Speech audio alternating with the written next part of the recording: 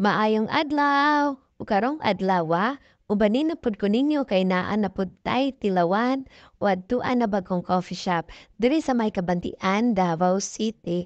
Perminti na nako ni siyang malabyan no, kining Northern Brew. O diri ni matagpuan mga langga sa Fusion na gasolinahan at bang sa may Jehovah's Witnesses diri sa may Kabantian Road.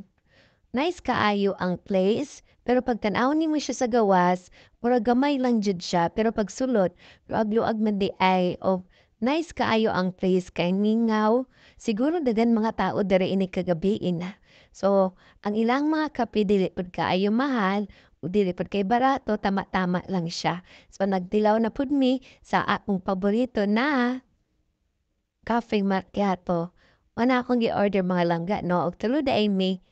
Unya, habang nagahulat ko sa akong order, kay nagkuan ko, muni-muni ko di sa lugar. Nay siya tambayan. Nga, mingaw magud ang lugar, guys. So, nindot siya magtambay diri habang nagabuhat mo sa imong mga paperwork or sa imong assignments. Ug naa sila free na wifi. Mo ni siya, murag dili kay siya kadakuan ang lugar pero pwede na siya tambayan sa magbarkada. Unya ang pinakaduol na coffee shop diri sa may Kabhantian. So lipay kaayo mi kay dili na mi moadto og kanang heart of the city para lang mangape. Kaya ang ubang kape na sa may ang Dear Joe naa sa may Tigato, unya napod sa Buhangin ug sa may Lanang. So kuan na kay ni sa amo accessible na kaini para sa mga taga-Kabantian. Mao ni ay ang Spanish latte na gi-order sa akong isa ka kauban. Duha lang ni sila dire no, mingaw manggod kaayo karong siguro unyang gabi daghan na kay wala pa ko naka-try. First time pa namo dire. Siguro pag gabi daghan nagtao.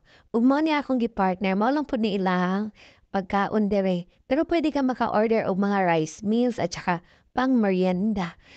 Perfect ni sa mga estudyante o sa mga trabahante na gusto tambay o bugnaw ka ilang aircon. Kini daya akong gi-partner sa among kape. Oatmeal di siya na murag siya gi-bake. In fairness, lami pud siya niya mura lang. Affordable kaayo 55 pesos only. Unya mo lang to, kita ta ugma. Salamat.